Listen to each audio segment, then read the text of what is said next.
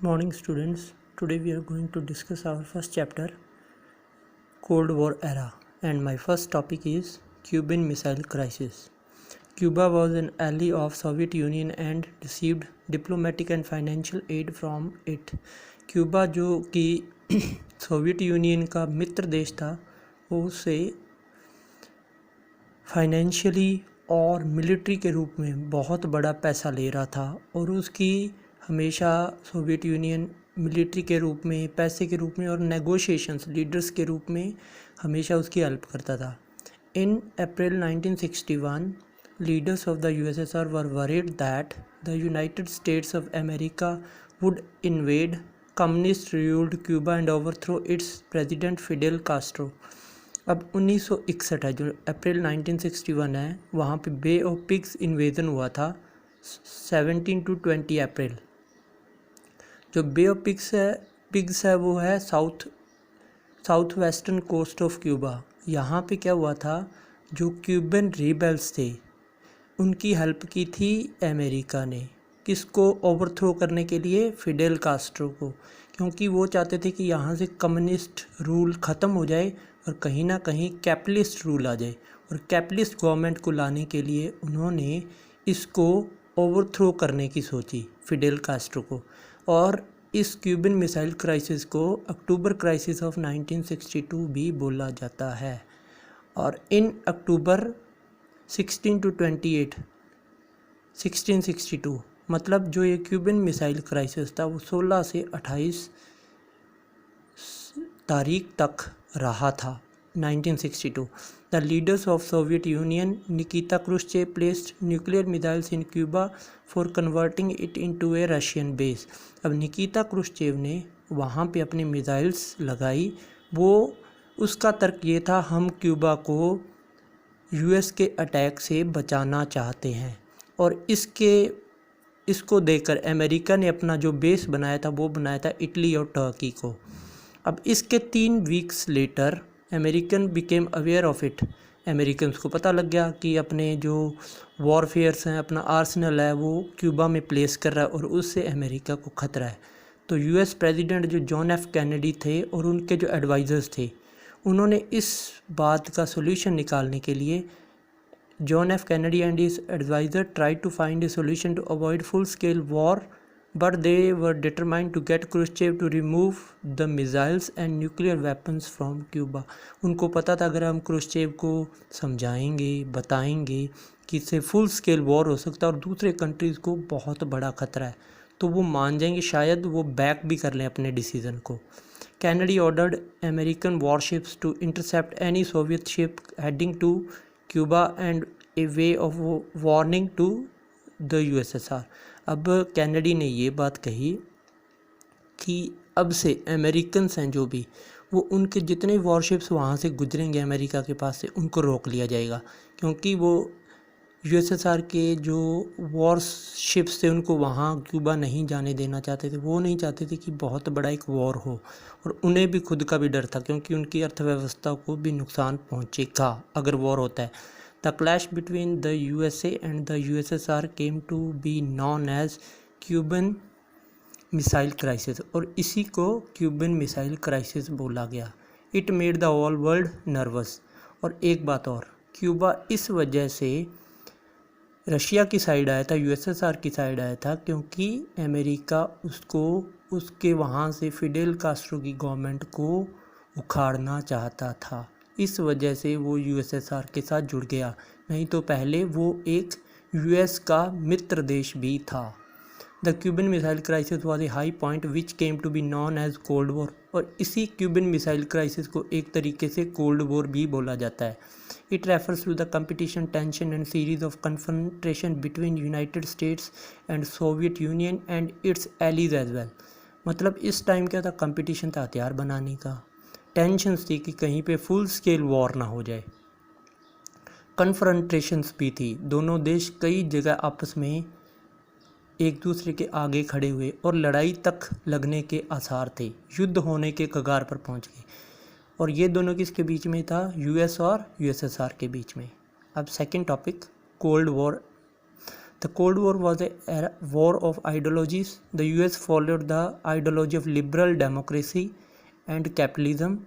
Liberal democracy मतलब liberty है उनको, वो छूट है वहाँ पे सरकार की तरफ से, सरकार चलती है जो लोगों को कुछ तरीके की छूट देती है। और फिर कैपिटलिज्म भी है, पूंजीपति भी हैं लेकिन वो सरकार के अंडर में काम करते हैं। While the USSR was backed by the ideology of socialism and communism. Socialism सरकार जहाँ पे ध्यान रखती है लोगों का, कम्युनिज्म जहाँ पे कम्युनिटी के हाथ में सब कुछ होता है, कहीं ना कहीं सरकार वहाँ पे थोड़ा हस्तक्षेप करती है।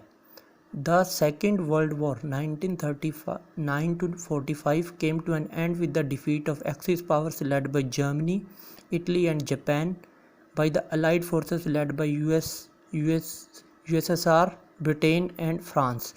सेकेंड वर्ल्ड वॉर एंड हुआ था जब अलाइड पावर्स ने एक्सिस पावर को हरा दिया था। किस वजह से? क्योंकि हिरोशिमा और नागासाकी पर बॉम्ब गिरा दिए थे, और इन बॉम्ब गिराने के पीछे बहुत लोग अमेरिका के हक में भी थे, बहुत ज़्यादा उनके खिलाफ भी थे। अब जो हक में थे वो बोल रहे थे कि अमेरिका को बहुत उसकी अर्थव्यवस्था को नुकसान पहुंच रहा है, इस वजह से बॉम्ब गिराए गए। और कुछ बोल रहे थे वो इसलिए उनको पता था कि जापान सरेंडर नहीं करेगा। जापान को सरेंडर करवाने के लिए, अपना हित साधने के लिए, यूएसएसआर को डराने के लिए उन्होंने बॉम्ब गिराए थे जापान पर, क्योंकि एशिया ज़्यादातर यूएस की साइड जुड़े इस वजह से, क्योंकि 1945 के बाद ही कोल्ड वॉर शुरू हुआ था। This it marked the beginning of Cold War. The Second World War ended when the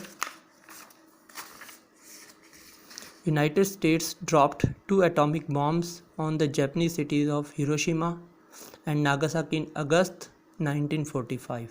अगस्त 1945 में हिरोशिमा और नागासाकी पर बॉम्ब गिराए थे। एक का नाम था लिटिल बॉय, एक का नाम था फैट मैन, और इस वजह से जापान का बहुत बड़ा नुकसान हुआ था। और कुछ लोग ये मान रहे थे कि इस नुकसान सिर्फ अमेरिका ने अपने आप को बचाने के लिए किया है। अमेरिका को ये लग रहा था अगर हम वहाँ पे बॉम्ब नहीं गिराते तो युद्ध नहीं रुकता, इस वजह से हमें बहुत बड़ा नुकसान पहुँचता। The decision of the US was both criticized and supported, but the consequences of the end of the Second World War was the rise of the 2 new superpowers on the global stage. इस वजह से जैसे ही world war and हुआ 2 super power उठ खड़ी हुई, एक US और एक USSR. The United States and Soviet Union became the greatest power in the world with the ability to influence events anywhere on the earth. मतलब दुनिया में कोई भी इवेंट हो वो इन दोनों के इर्द गिर्द घूमता था, इनकी वजह से होता था, इनकी वजह से ही निरस्त हो सकता था। But the cold war, in spite of being an intense form of rivalry between great powers, remained cold and not hot or shooting war due to the logic of deterrence. Logic of deterrence की वजह से कभी भी ये shooting war नहीं बन पाया, मतलब कभी भी ऐसा वॉर नहीं बन पाया जिसकी वजह से बहुत बड़ी नुकसान हो देशों को। लॉजिक ऑफ डेटरेंस का मीन्स हम ये समझेंगे कि उनके पास इतने हथियार हैं कि वो युद्ध अगर करेंगे भी तो दूसरी सुपर पावर को तहस नहस कर सकते हैं, और अगर वो दूसरी सुपर पावर को तहस नहस करेंगे तो खुद भी नहीं बचेंगे। इसलिए उन्होंने अपने आप को इतना बड़ा बिल्ट किया ताकि दूसरा उनसे हमेशा डरे। The 2 super powers and their allies were expected to behave in a rational and responsible manner, मतलब ऐसा बिहेव करें ताकि ये ना वो इन दोनों देशों को कभी लड़ाएं ना, हमेशा उनसे मित्रता के साथ रहें। अलाइज भी ना खुद युद्ध करें तो ये देश भी नहीं करेंगे। ऐसा बिहेव करें ताकि दूसरे देशों को उनसे खतरा कभी ना हो। The emergence of 2 power blocks. The 2 superpowers US USSR wanted to expand their spheres of influence in different parts of the world, hence they decided to take help of the smaller countries. अब इन्होंने अपना area बढ़ाना था, इन्होंने अपनी क्षमता बढ़ानी थी, इस वजह से इन्होंने छोटे राष्ट्रों की मदद लेने की सोची। मतलब जो छोटे छोटे देश थे जो तभी आज़ाद हो रहे थे, न्यूली डीकोलोनाइज्ड कंट्री, उनकी हेल्प लेने की सोची।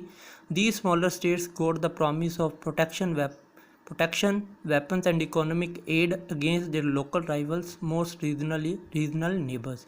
अब जो ये छोटे स्टेट्स थे इनको ये था कि हम अगर इन दोनों सुपर पावर के साथ जुड़ेंगे तो ये हमें प्रॉमिस करेंगे प्रोटेक्शन का, हमें प्रोटेक्ट भी करेंगे, हमें पैसा भी देंगे, फाइनेंशियल हेल्प भी देंगे जब भी हमें ज़रूरत होगी, जैसे सूखा पड़ गया, कुछ भी प्रॉब्लम हुई इस देश में। फिर हथियार भी देंगे, क्योंकि इनके जो लोकल राइवल्स थे इन्हें उनसे भी डर था, उनसे भी बचाना था। और रीजनल नेबर्स जो आसपास के नेबर हैं, इनके नेबरिंग कंट्रीज़ हैं, उनसे भी इन्हें बचाएं और इनके लोकल राइवलरीज़ को भी ख़त्म करें। The first division took place in Europe. Most of the Western Europe sided with the US and thus came to known as Western Alliance. जो वेस्टर्न सबसे पहले डिवीज़न हुआ यूरोप में, तो जो वेस्टर्न यूरोप था वो आ गया यूएस की साइड, जिसको बोला वेस्टर्न अलायंस। और जो ईस्टर्न यूरोप था उसने सोवियत यूनियन को ज्वाइन कर लिया, जिसको हमने बोला ईस्टर्न अलायंस। अब वेस्टर्न अलायंस ने अपने आप को बदल कर नाटो कर लिया, जिसका था नॉर्थ अटलांटिक ट्रीटी ऑर्गेनाइजेशन। और ये कब बना? 5 अप्रैल 1949। और 12 इसके जो फाउंडिंग मेंबर्स थे प्लस 16 इसके मेंबर नेशंस थे। नाटो के 12 फाउंडिंग मेंबर्स, 16 मेंबर नेशंस। और नाटो ने ये कहा कि हमारा जो यूरोप है, जो यूरोपियन कंट्री हमारी तरफ हैं, और अगर वो अमेरिका साइड के कंट्रीज़ हैं, जो भी हमारे पर, जो भी किसी भी कंट्री पर अटैक करेगा तो वो नाटो पर अटैक माना जाएगा। अगर आप उनमें से नाटो के साथ जो कंट्री से उनमें से किसी पर भी अटैक करते हो तो वो नाटो पर माना जाएगा और उस अटैक का काउंटर अटैक किया जाएगा। तो फिर ईस्टर्न अलायंस था, जिसको हम बोलते हैं ईस्ट यूरोपियन था, जो ईस्ट यूरोपियन कंट्रीज थे जो सोवियत कैंप के साथ जुड़े थे, उसे बोला गया वार्सा पैक्ट या रेड नाटो। और इसका जो इसका लीडर था वो था सोवियत यूनियन। इसको इस्टेब्लिश किया था 14 मई 1955। It principal function was to counter NATO's force in Europe. Europe में जो भी प्रॉब्लम्स थी, क्योंकि यूरोपियन कंट्रीज आधे यूएस की साइड थे, आधे यूएसएसआर की साइड, तो अगर यूरोपियन कंट्री जो यूएस की साइड है वो इन पर अटैक करता है तो वार्सा पैक्ट है जो सारा, वो उन पर अटैक करेगा। ये 7 कम्युनिस्ट कंट्री से बना हुआ था। तो ये है हमारा जो वार्सा पैक्ट था। अब